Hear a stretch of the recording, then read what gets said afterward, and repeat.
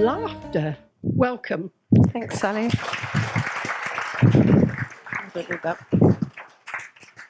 Hi, welcome everybody. Thanks for coming. Thanks for that. I'm sorry for people that thought they are giving up their sunny afternoon in the garden to hear a light-hearted talk about laughter, because I'm actually today talking about galetology, a boring ology. But fortunately, galetology is the science and study of laughter and humour. So hopefully it will be a bit more entertaining than just a boring ology. So we're going to talk about what we know about laughter. And so I'll start with what laughter is, why we laugh, the sort of things that make us laugh, most of which you probably think you know all this already, but hopefully there'll be a few surprises. The benefits of laughter, which is the really important bit, and then how to laugh more, because if there's so many benefits, we all need to do it a lot more. And I'm hoping to see a lot of you laughing, hopefully for the right reasons, during this session today. So it's always quite challenging talking to a group like this of people with a very broad range of backgrounds and experience. So just to start off, I wonder, could anyone just put their hand up if they've never laughed? Oh. Okay, so we know what we're talking about. Is this too close to me? Is that why it's making that noise? Yeah, shall I move it away a little bit? Oh, I'll try not to breathe.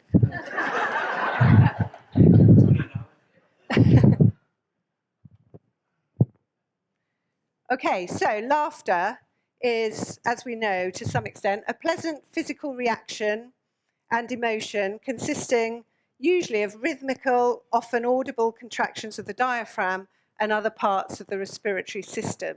So that's the official definition of what laughter is. So we know really, don't we, that there is a rhythm to it. When we laugh, we tend to be ha, ha, ha, don't we? And I don't know if you've ever noticed, but when you laugh, it's all about exhalation. There's no inhalation, is there? It's all about breathing out. So at some point, we have to try and draw breath back in, which can be a bit of a challenge. So it's a response to either external or internal stimuli. It may be something we've seen, something we've heard, something we've thought of, which would be the internal bit. So all sorts of things can make us laugh, but it's not always what we think it is, which we'll find out shortly. So air's forced out under much stronger pressure than under normal circumstances. When we're normally talking, the pressure comes out quite gently. When we're laughing, it comes out at quite a force. And as I say, we've then got to try and draw it back in. And that's where people make these really weird noises sometimes when they laugh, don't they? And if you imagine it's like blowing up a balloon and then squeezing the top and that high-pitched noise comes out, that's why we get some quite unique and bizarre noises when people laugh.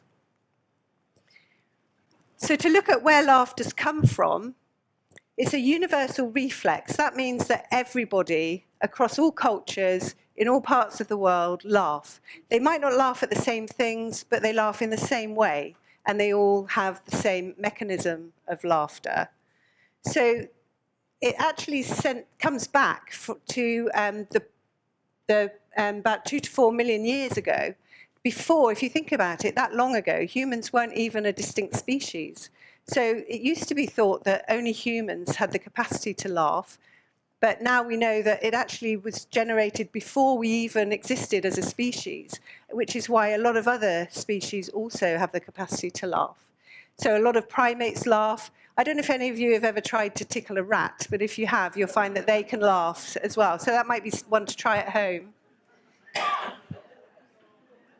So it's a reflex action like sneezing. So that's why it's quite difficult to control, because laughter comes from the ancient part of our brain, which is not, a long way from language and memory and those sophisticated parts of the brain.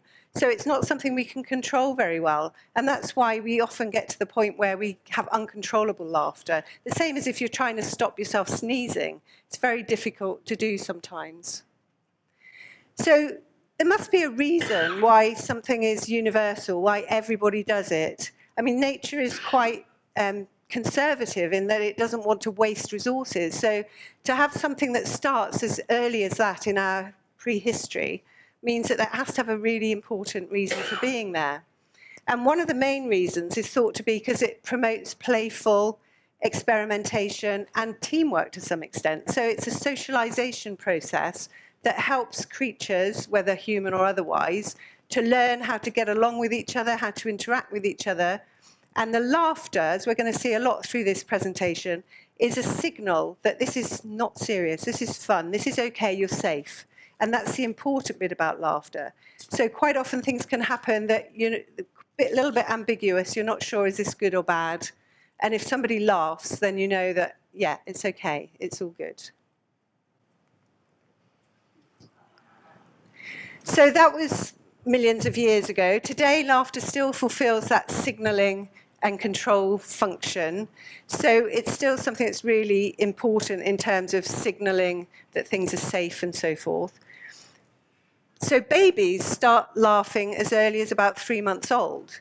Now, if you think about babies at 3 months old, they can't do a lot, can they? They can't lift their heads, they can't control their bodily functions, they certainly can't talk, they can't move.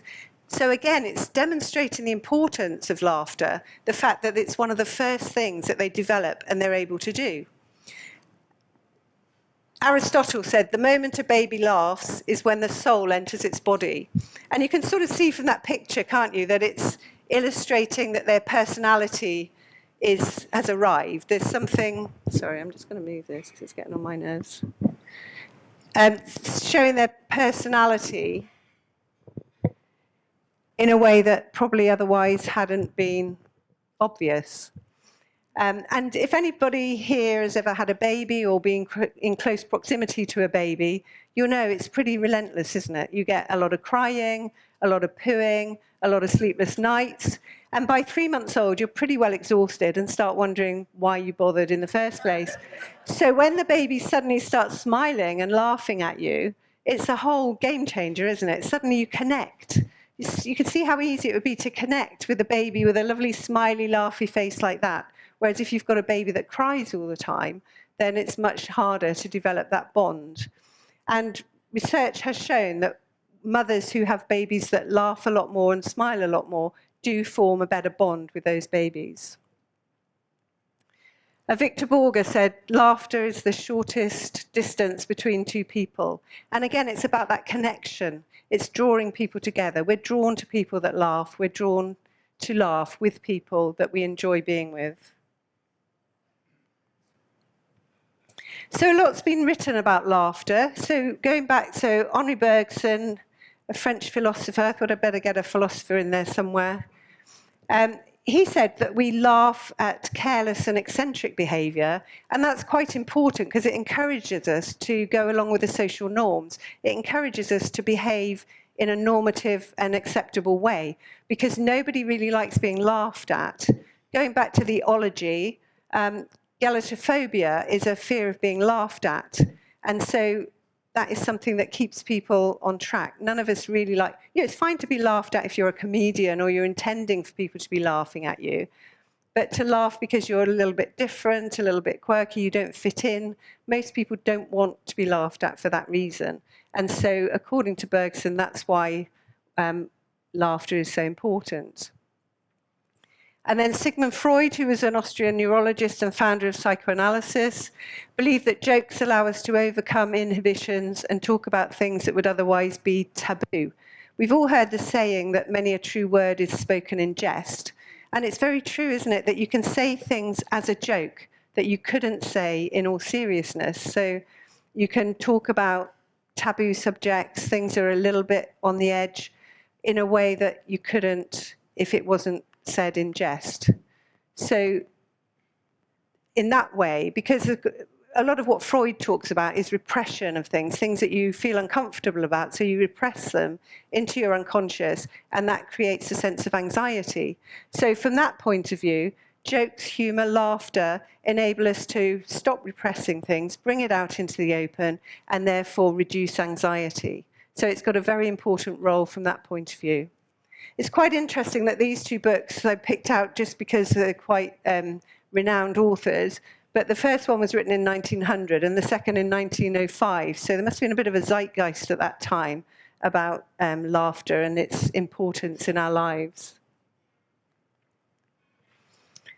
So why do we laugh? Can you have a think back to the last time that you laughed, really laughed, not just a little chuckle or a polite little laugh, but really laughed, and think about what caused that laughter, where you were, what was happening, who you were with.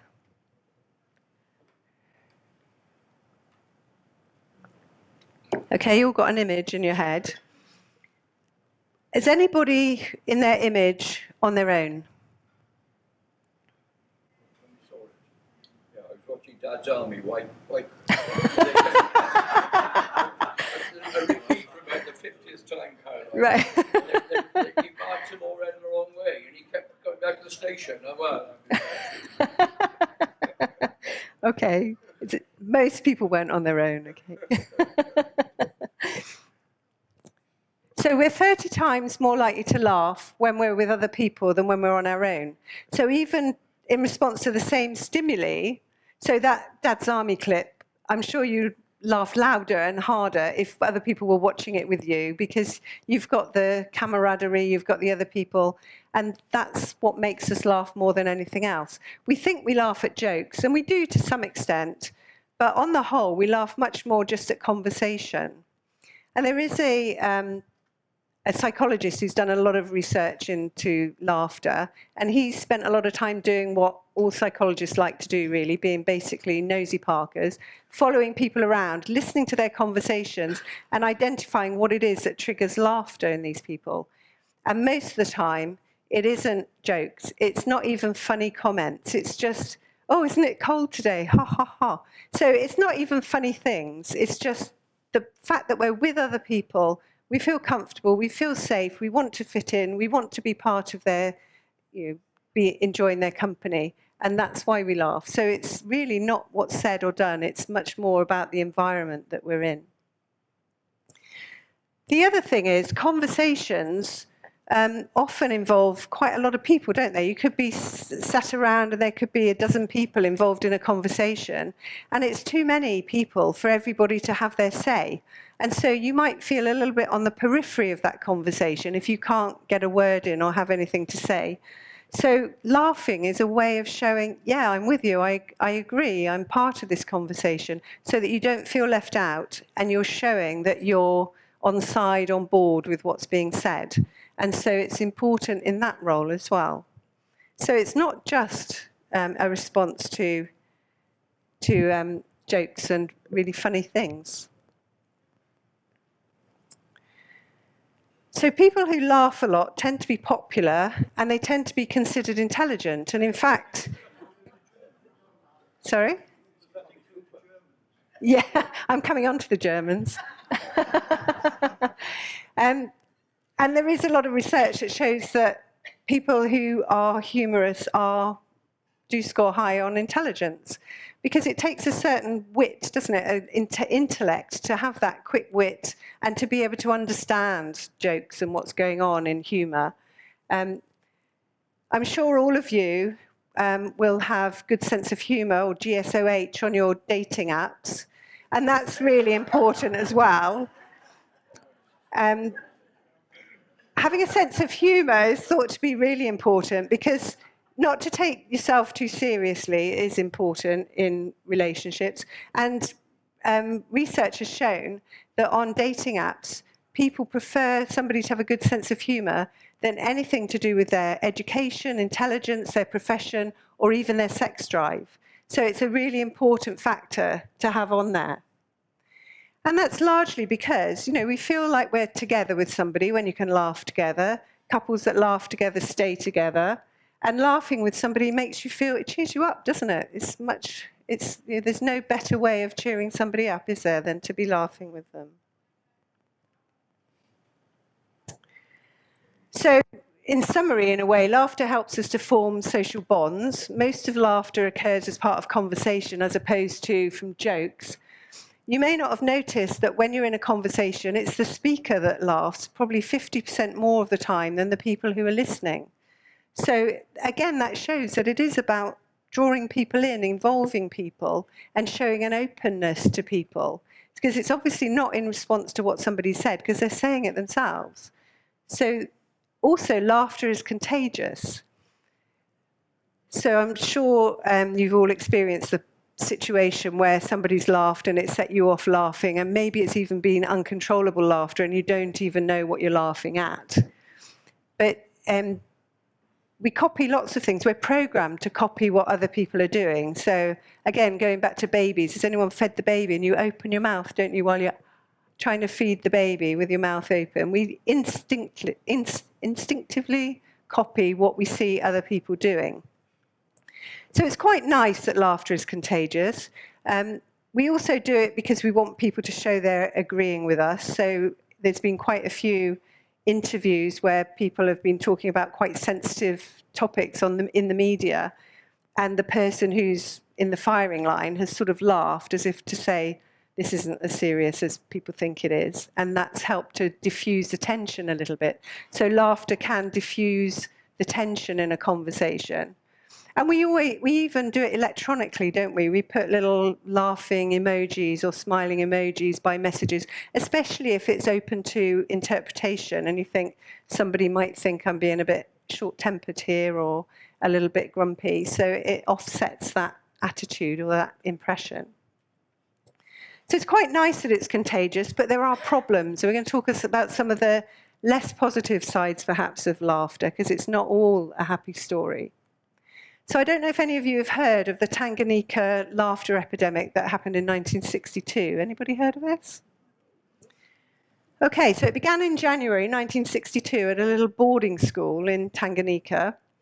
And within about 6 weeks, the school was forced to close because so many of the children, half of the children, had got this laughter epidemic. So what happened was they would laugh continuously for anything from a few minutes to 16 hours in some cases.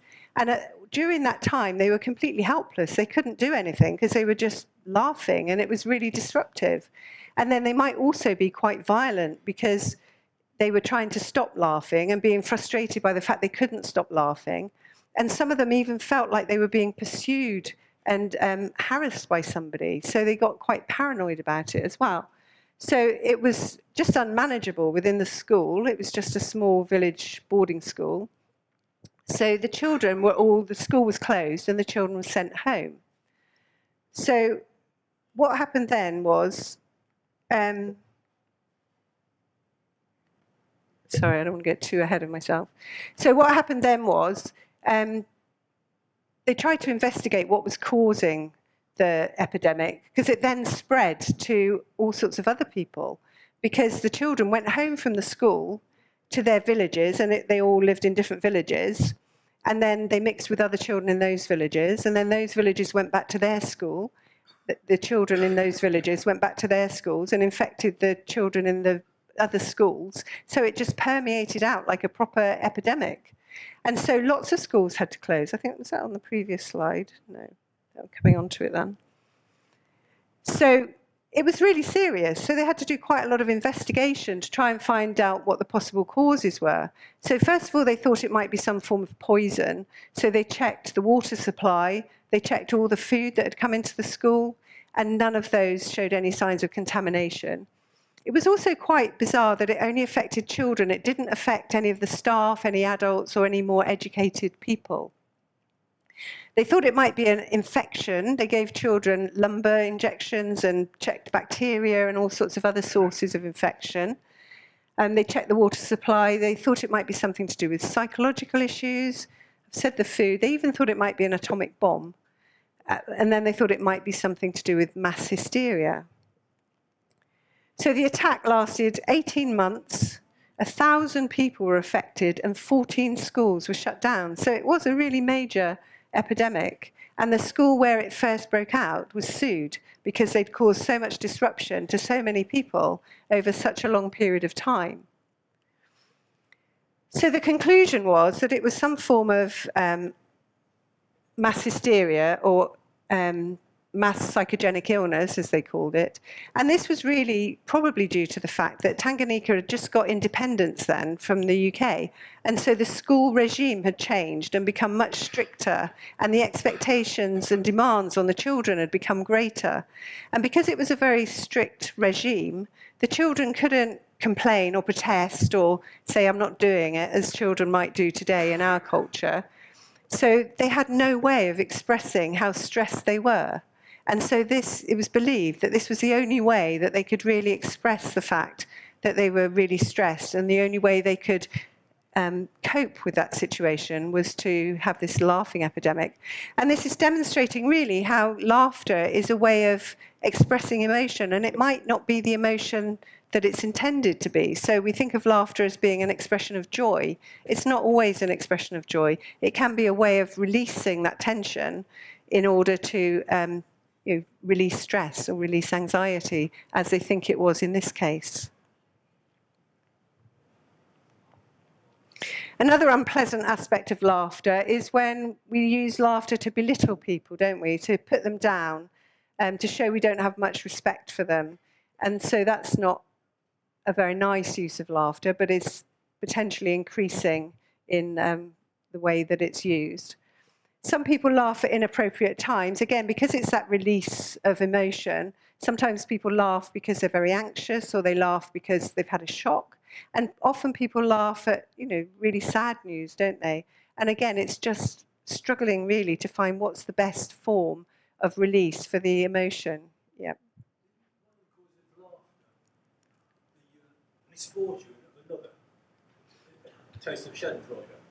Mm. You take mirth in somebody's misfortune, which I think one experience that. Yeah, we'll look at that. Yeah. And some health conditions can lead people to laugh at things inappropriately. So some forms of autism, dementia and so forth can lead to inappropriate laughter. So there are all sorts of contexts where laughter is not as beneficial as we'd like to think it always is. So here we have a situation where, looking at what makes us laugh, we generally laugh at things that are surprising or incongruous. So it's what we call incongruity theory, which is saying that anything that makes us laugh has to have some sort of element of surprise to it. It has to be something that's different to what we would have expected. So looking at this picture here, we'd probably laugh because expected that somebody's going to come flying off a ladder and somebody else is left dangling. It's the sort of thing people do laugh at. I notice none of you are laughing, but we might analyse the faces of the people that are falling, and if they look confused, then we're going to laugh more because that's part of the incongruity. But there is a limit. So if that person falling lands on his head and dies, suddenly it's not funny anymore. Hopefully it's not funny anymore. To most people, that is not then funny anymore. So there is a point where we laugh at others' misfortune, but only up to a point, and then it suddenly stops being amusing. So there are four main styles of humour that make us laugh. So affiliative humour, I'll go through them. Self-enhancing humour, aggressive humour, and self-defeating humour. So you'll probably recognise these as I go through them. So affiliative humour is the humour that most of us use in everyday life. It's designed to bring people together. It's generally used in a very positive, self-accepting sort of way. And it includes focus on things that are part of our everyday life, things that have happened, things that we all recognise, and things that we can all tune into. So it includes things like banter and jokes. So as an example, here's Michael McIntyre, who's an expert in this type of humour. So he says, a good book is often described as a page turner. That is the minimum I would expect. If people say to me, is that a good book? I would say no, the pages don't turn. It's more of a block than a book. So it's a bit of a play on words, isn't it? And a lot of what we laugh at is due to a play on words. The fact that it's something obvious. We've all called a book a page turner probably, but we've never really thought literally what that means in terms of, can you have a book where the pages don't turn? So it's taking something that we're all familiar with and then pulling out all the parts and making something incongruous out of it. Self-enhancing humour is the sort of thing we use if something's not going too well and we want to make light of it. So it's a good-natured sort of joke that focuses on ourselves, but it can help us cope with a difficult situation and it can be quite useful in stressful situations. So, for example, if I ever had to run for my life, I would probably die. So it's a negative in that, I can't run, but it's making it something that's easier to accept. Another suggestion in that sort of line would be something like, well, I failed my driving test, but at least I didn't run anybody over. So it's just making light of it so that people don't feel so embarrassed about something that's gone wrong, and they're not encouraging people to feel sorry for them, and so it makes it a lot easier to cope with. Aggressive humour is the type of humour used by bullies, so I referred to earlier, where you put people down, try and undermine their self-confidence, designed to make people feel threatened. And other people may laugh alongside. The victim may laugh as well, but often because it's just to cover discomfort. You don't want to be sort of left out not laughing. So people might laugh and go along with it, even though they think, oh, that's not that nice. And the person on the receiving end might laugh just to imply that they're not as upset as they might possibly be. So Joan Rivers is well practiced in this. So Madonna's just lost 30 pounds. She shaved her legs. So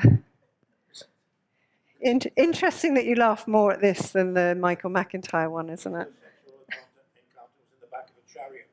Right.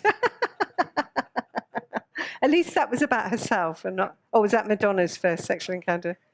Joan Rivers. Okay, and then self-defeating humour is amusing others at your own expense. So this is more... It's still about yourself, with yourself at the centre of the joke, but it's not as self-supporting as the earlier example that I gave. So it may be a defence mechanism to hide negative feelings, and it's a way of just... presenting yourself in a way that is helping you cope with anxiety and feeling of low self-esteem quite often. So this is Rodney Dangerfield. I don't know if you've heard of him. He died quite a long time ago and he was American. So this is where incongruity theory comes in. One year they asked me to be a poster boy. So it sounds like he's showing off, doesn't it? Yeah, they asked me to be a poster boy for birth control. And then the same with the next one. I have good-looking kids. Thank goodness my wife cheats on me. And there's another example where he says, my psychiatrist told me I'm crazy, so I said I want a second opinion. And he said, okay, you're ugly as well. So they're really at his expense, aren't they? And there's no saving grace with that. They're quite harsh.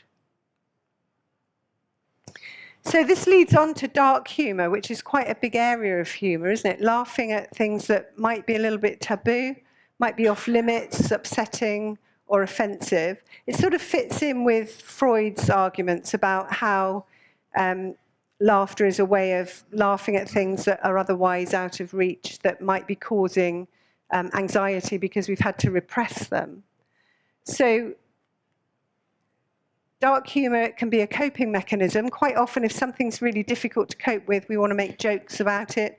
I think a lot of the professions that deal with quite horrible situations are well known for dark humour because it's a coping mechanism. And it might be misconstrued, particularly in this day and age where everything's recorded and then publicised in the media and condemned. But it can just be a way of coping. Horrible things are happening. If you can't make jokes of it, then you're lost. So police, paramedics, funeral directors, probably people working in mortuaries, that sort of thing. It gives us another way of feeling about things that are troubling us. Putting a bit of a lighter touch to it. It can also draw people to us, so we're sharing that. We're not keeping it to ourselves. Oh, that was awful. I'm really suffering as a result of what I've seen. It gives you a way of talking about it without opening up your vulnerabilities. So it can help us feel more in control of the situation and also connect with other people, which is going to help. So it is quite an important type of humour, even though it can often be misconstrued. So it's interesting, people that understand and use dark humour, again, are thought to be the most intelligent people, because it does take quite an intellect to not just understand what's going on, but to emotionally distance yourself from what's going on, so that you've got to disentangle the emotion that would otherwise be tied up in the situation. So dark humour is like food, not everyone gets it.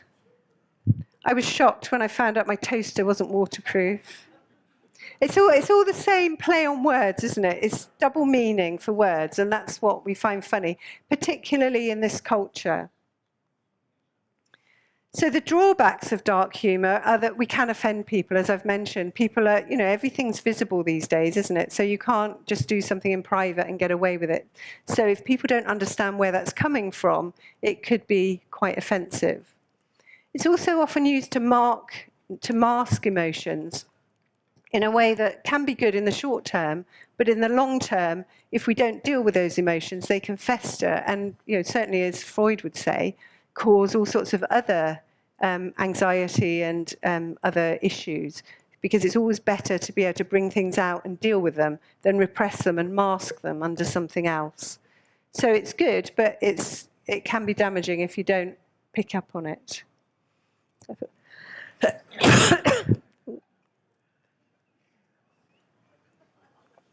Quite good use of words, isn't it, that we don't necessarily think about the dual meaning in these situations. So let's move on to dad jokes. Can anyone think of a good dad joke? Okay, that's what I expected. It's a bit of a misnomer, isn't it? Good and dad jokes don't really go together in the same sentence. And yet we laugh at them, don't we? I mean, nothing that I've put up so far has been anything but corny, but we still like to laugh at it, don't we? So why do we laugh at things that really are corny and make us groan? So these are some examples of dad jokes. I'm afraid for the calendar, its days are numbered. I only know 25 letters of the alphabet. I don't know why. I like this one. There are 3 guys on a boat and they have 4 cigarettes but nothing to light them with. What do? Anybody know what they do? They do. Well done. They throw 1 cigarette overboard and the boat becomes a cigarette lighter. So that is clever, isn't it?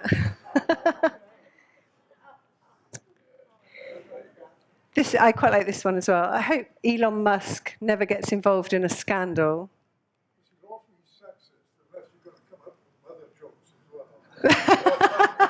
That's a good point, Martin. Elon, it's not just dads. Elongate would be really drawn out. Okay. Yeah, that one is corny. Okay, so why do we laugh at? Oh, there's another one. Sorry about this. This is a lot of dad jokes use the principle of anti-humor. So things that are really not funny, even compared to the others, are not funny. So what did the farmer say when he lost his tractor? Where's my tractor? So we still laugh, don't we?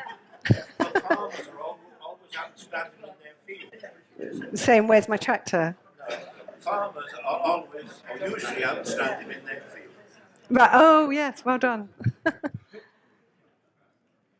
So the reason why we like dad jokes, and they don't have to be dad jokes, Martin, they can be mum jokes, they can be anybody jokes, but they tend to be the sort of jokes that people tell when they've brought up their children and they've been through the stages where, when children are little, when they're babies, you play peekaboo, you play hide and seek, you tickle them, you tease them, and then they get to the age where they're too old for rough and tumble play and things like that. And so you've got to perpetuate the fun somehow, because you're getting to the stage maybe where they're teenagers and everything you say is telling them off. You can't do that, you can't have this, you can't go there. And so to show that you're still fun, you're still the dad that they know and love underneath it all.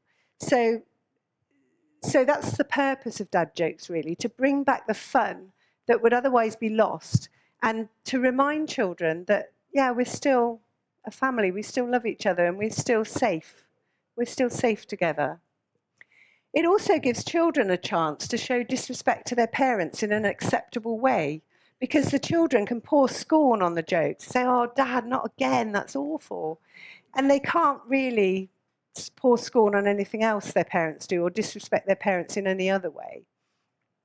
I think it's always also practice in a way for when it gets to the point where, you know, the tables turn, don't they? And the child takes on the paternal role and the parent becomes the child. And this is a beginning of that, isn't it? It's a practice for that in some ways. So dad jokes are comforting because they make us feel safe, demonstrate that we've still got that relaxed relationship, even though you're going through difficult times perhaps. You feel safe, and that's why you laugh. Tickling. So tickling, people laugh when they're tickled, don't they? Does anybody here enjoy being tickled? Good. I'm glad you said that, because I remember as a child having a father that just loved to tickle people, and I hated it. And he used to say, well, you're laughing, so you must be enjoying it. And I've always wondered about that, because I hated it, and yet I laughed. So how does that work? So we're going to find out how it works. So the parts of the brain involved in tickling include the anterior cingulate cortex, and the function of that is to do with anticipation of reward, and then the somatosensory cortex, which analyzes touch. So you put those two things together, and you've got something that is analyzing touch and feeling that's a gentle touch. It's not going to hurt, it's just gentle. And then the other bit kicks in to say, oh, this is going to be fun, I'm going to laugh. You might also wonder why, has anybody noticed that you can't tickle yourself, or you don't laugh if you tickle yourself? That's because the cerebellum is a bit of a killjoy here and comes in and tells our brain that it's us doing the tickling. So it mutes any response. And in case you're wondering why it does that, it does it because from an evolutionary perspective, we need to be quite parsimonious about what we do, and so reserve our resources. And so one way of doing that is to block off any sensation that is not important for our survival. And that's why the cerebellum blocks it off, because it's not going to help us. It's not going to save our life if we respond to a tickle that we're inflicting on ourselves. So that's why we don't laugh when we tickle ourselves. So the reason we laugh when we're tickled isn't because it's funny. So I was right. We're submitting to an aggressor. So if you think about where we tend to be tickled, it tends to be around the ribs mostly, doesn't it? The rib cage, which is protecting our vital organs. So it's an important part of our body. And the idea is that tickling is about socialization. It's socializing our children to be able to defend themselves if they come under attack. So it's showing them that if somebody attacks you round your rib cage, you draw your elbows in, you pull your arms around, you protect yourself and you fight back or whatever you do. That's what you're learning when you're being tickled. And the fact that we can't tickle ourselves is another clue that it's socialization, because we don't need to protect ourselves from ourselves in that way.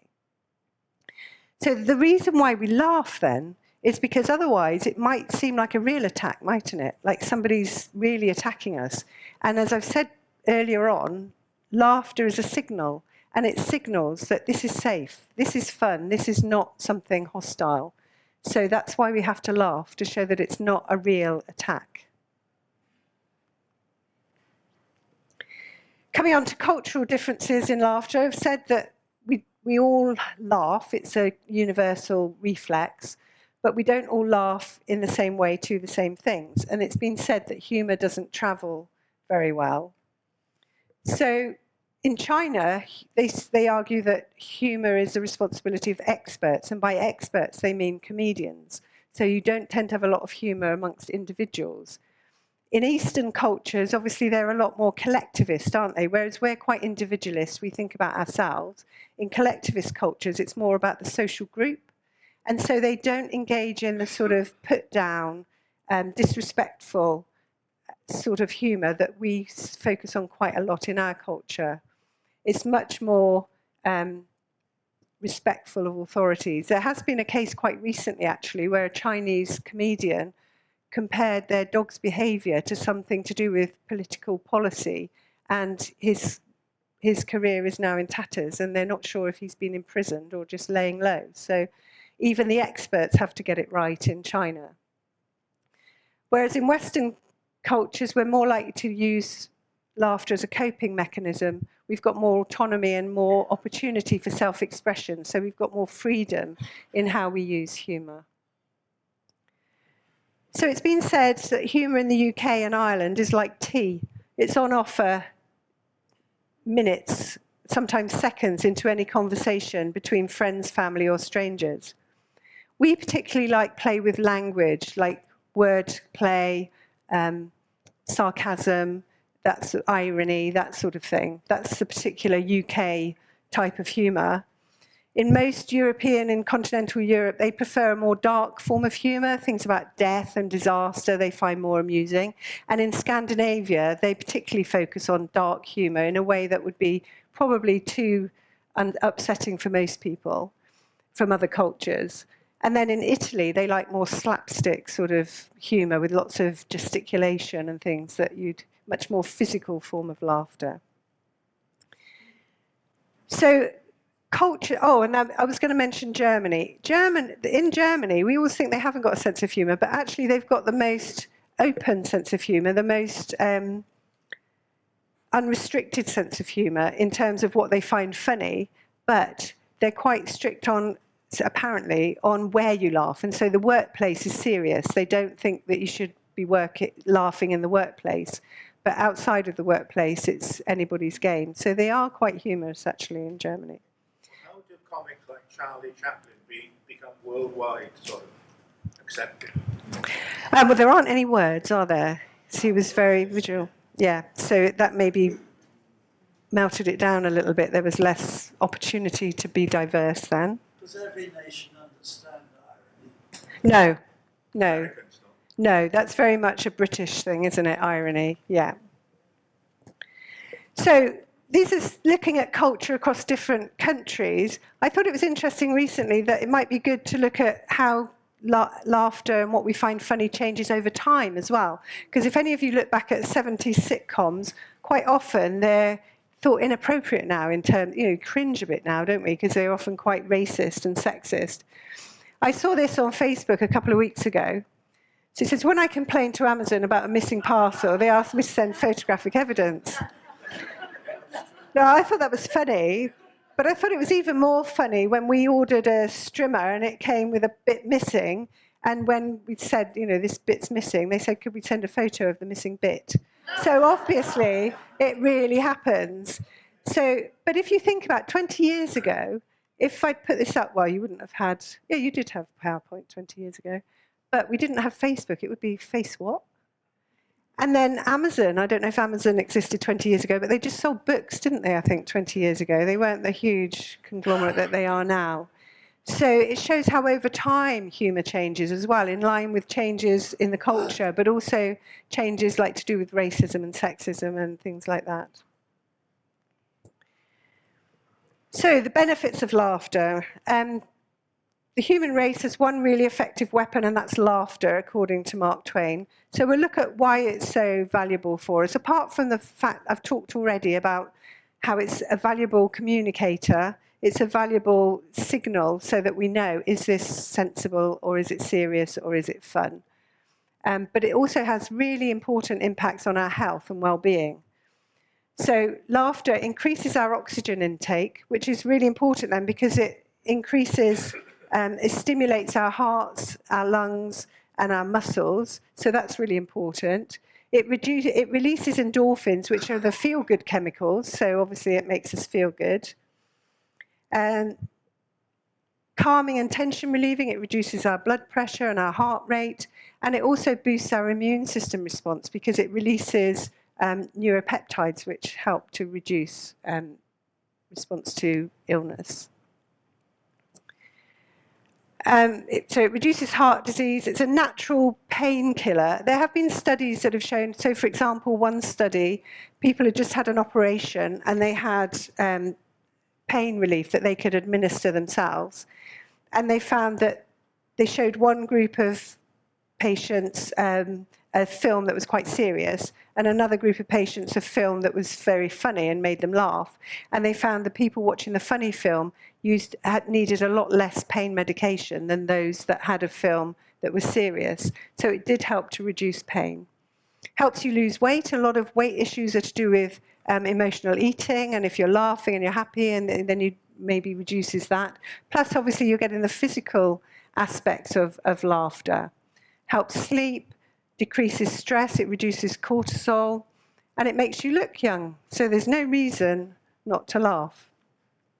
So if you want to laugh more in life, obviously you can watch sitcoms, you can watch films, you can engage with people that you know are going to be funny and lift your spirits. Another thing that's developing quite a lot is something called laughter yoga. Has anyone heard of laughter yoga? Yeah, anyone been to laughter yoga? Okay, U3A do a monthly laughter yoga on Zoom. And it was actually this morning. I didn't tune into it this morning, but I have tuned into it in the past. It's every month, but having said that, so the next one is July the 5th, apparently. So if anyone's interested, I can send you the link, because I got an email about it this morning, which was quite timely. So laughter yoga was started mainly by someone called Dr. Madan Kataria, and she is called the Laughter Guru. So she says laughter therapy is an easy way to strengthen all immune functions, bring more oxygen to the body and brain, foster positive feeling, and improve interpersonal skills. So all those things I've been talking about all come together in one place that you can work together to improve your laughter. Just to go back to the Zoom thing, though, in case people think, that could be a bit embarrassing, you can have your camera turned off and your speaker turned off. When I joined it a few weeks ago, there were 75 people on it. So it's very popular. And you could have your camera off, so nobody can see or hear you laughing or doing whatever you're doing. But quite a few people had their cameras on, so you can feel part of it from that way as well. So it's quite a good introduction to it, I think. And Madam Kataria says that during laughter yoga, you will laugh continuously for at least 10 to 15 minutes. So I've said that yoga is really good, laughter is really good for you, but just to be aware that if you laugh so much that you're hysterical and falling on the floor, that might be too much. So other than that, it's really good for you. So here's an example of a laughter yoga exercise. You might want to try it at home. It's called back pain laughter. So it's saying lean forward, put your hand on your lower back, and then laugh as if you could not stand back up. Now, it might be that you can't stand back up, but even so, laughing will diffuse the tension, reduce the stress, and make it easier for you all round. So from that point of view, it's good. So we're coming to the end now. You've sat still for quite a long time. I'd like to do just one little laughter yoga exercise, if you don't mind, which I know you'll enjoy and feel better for doing, so just humour me. Okay, it's called ear wiggle laughter. So if you can just put your left hand on your left ear, and then slide your hand up the side of your head. When you get to the top of your head, move it over the top of your head and make an A sound, A. And then when you get over the other side, hold the top of your right ear, wiggle it and laugh as you wiggle it. So that sort of demonstrates how you might think, it shows that, with laughter yoga, they say fake it until you make it. So you can fake a laugh, but if you fake a laugh, you'll find after a while it becomes a real laugh. And there you might have thought, this is so stupid that you can't do anything but laugh because it's just so completely ridiculous. But it still has the beneficial effect. So I would recommend tuning into, there's lots online of laughter yoga that you can try. So, summary of what we've talked about. What do we know about laughter? It brings us together with people and helps us to build bonds. That's one of the most important things. It's a form of communication, and it signals, importantly, when something is fun, when it's not serious, and when we can relax and enjoy and feel safe. It helps us to cope with difficult situations, but we need to be aware that people from different cultures have different types of humour, and we could offend people if we don't bear that in mind. Laughter has multiple health benefits, including increasing oxygen intake, releasing endorphins, and reducing stress, pain, and anxiety. And laughter therapy or laughter yoga is becoming increasingly popular and definitely worth a try. And thanks for all giving it a go today. And thanks for sharing the laughter.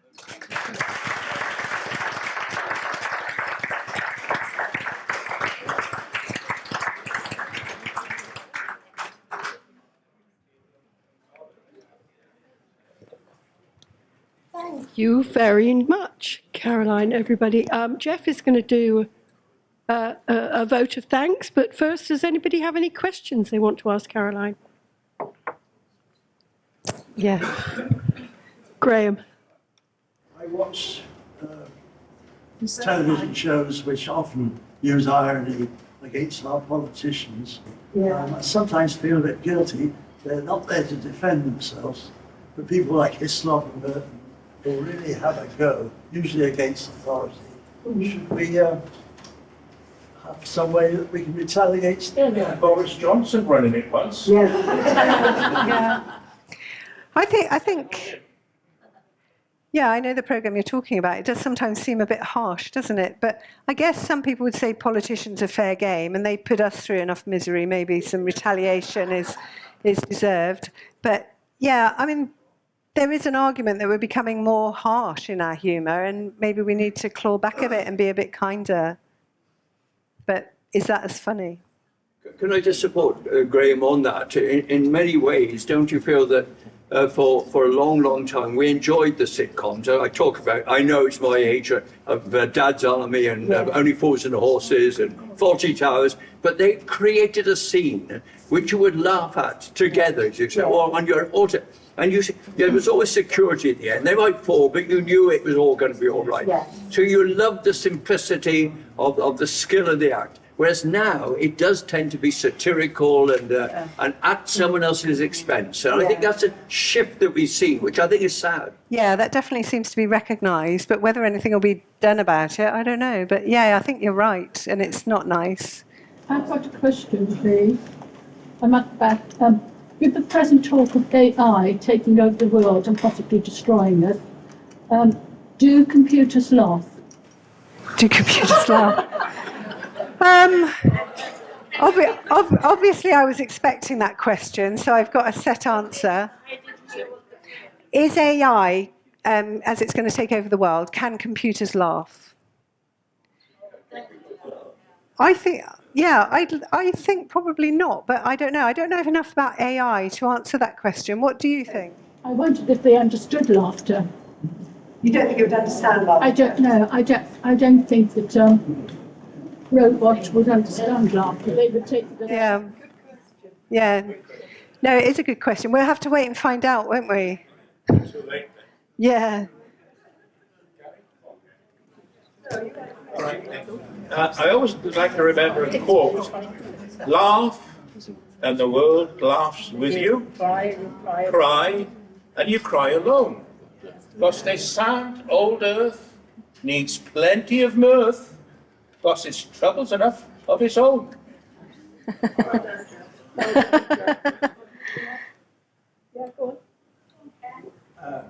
Why is it so many comedians suffer with depression? Good question. Yeah, I think that's a myth. I did hear about some research that looked at comedians, and it found that was a myth. So they may not be as funny 24/7 as they are on the stage. I mean, they found in the research they did on comedians, they found that they don't need as much positive feedback from people in everyday life because they get it on stage, so they're less demanding in the rest of their lives. But yeah, I read some research that said that wasn't actually true. So. Oh yeah, there's a suggestion. Primatologists have made that laughter evolved from a fear response. I mean, when you look at that photograph, for example, one of the features of laughter is we bare our teeth. Yeah. And then when we had long canine teeth, that was a defensive measure. And it goes well to explain tickling, for example, and things like you mentioned, like your oxygen intake goes up. Sorry, Gary, nobody can hear you. I'm sorry about that. Microphone. Primatologists who've studied features of primates, including humans. Oh, well done, Sally. Suggest, can you hear me now? I can't hear you, but I mean, that laughter evolved from a fear response. And they say, if you look at the photograph, people are all baring their teeth when you laugh. And we would have had longer canines in the past.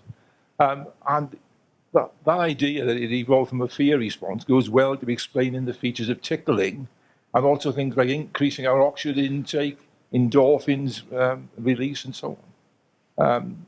So I think that idea that it is a fear response. Yeah, no, that Obviously, sounds it's been good. modified now so that it's enjoyable. But as you say, it can also be quite an anguish response to particular situations. Yeah. So it could have evolved in different directions, so taken different turns, like being a signal now that you don't have to be afraid. Mine's going to be a little tale that we caused such a stir, my father and I, in the Princess of Wales Hospital. Now, he was taken in, gravely ill, actually, and they put an awful mask on him. But my humour is like his, it's innate. And we laughed and we laughed and we laughed. So a male nurse came up to him, and remember, he's a very sick man, and he said to him, "Mr. Cooper, I have to take your temperature." And my father, through the mask, went, "Don't take it too far away." So I started laughing. And the nurse looked at me, and then he said, "Do you know, I could kill for a Mars bar?" And I said, "Well, the state you're in will probably kill you." So he started laughing like precious pup because he was coughing. Yeah. And then I said, he said, "What about Jelly Baby?" I said, "How am I going to feed those through the mask?" And this was going on, and this nurse was going all the time. I said, "I think my father's hungry." So we went and got him a meal, and I said, "Don't eat the plate." And of course, we were laughing the whole time, but they just didn't understand. But they shouldn't they? Because that must have made it massively easier for him to get through that tricky time. And that's a good tip for anybody, because it does sort of soften the blow of anything. Yeah, really good. Yeah. Joan, I'm going to stand up because I can't hear anybody or see anybody or how it is or what. Now, all I wanted to say, I don't know whether any of you do yoga, but has anybody ever been to a laughter yoga class? Come on. Well, I've been going to yoga most of my life, and I walked into one of my classes, and our teacher said, "Right, everybody, we're going to have laughter yoga today." And we all looked at her, we all thought she was going to sit there and tell jokes, you know, basically. She said, "I want you all to sit in the first book," because we were sitting in line. And we all sat there and said, and you know, she made us laugh by just sitting there and trying to laugh herself. So I challenge anybody here to go to the front and have a go making us all laugh. Come on then, Joan, you've put the... You don't know. Oh, I hope so, thank you. Andrew. In your categories, I noticed you didn't do anything risque or naughty or rude. Is it a different category, do you think, or did it going to spread across the board? And were you aware of doing that? I mean, I know from our generation's point of view that a lot of the comedians going on the telly go straight for the rude, switches us off. So as a younger person, I used to love the rude joke. Well, the categories were more about why we do the laughter, why we use the humour, rather than the medium used for the humour. Whereas, so the rudeness and innuendo, that's more of the medium, isn't it, that we're using to serve the purpose in those four categories. So you can use innuendo in self-enhancing way, or in an aggressive way, or, you know, for any of those four categories, you could use that medium of humour. So, yeah, it could come under any of them. And in the UK, where that's our favourite sort of humour.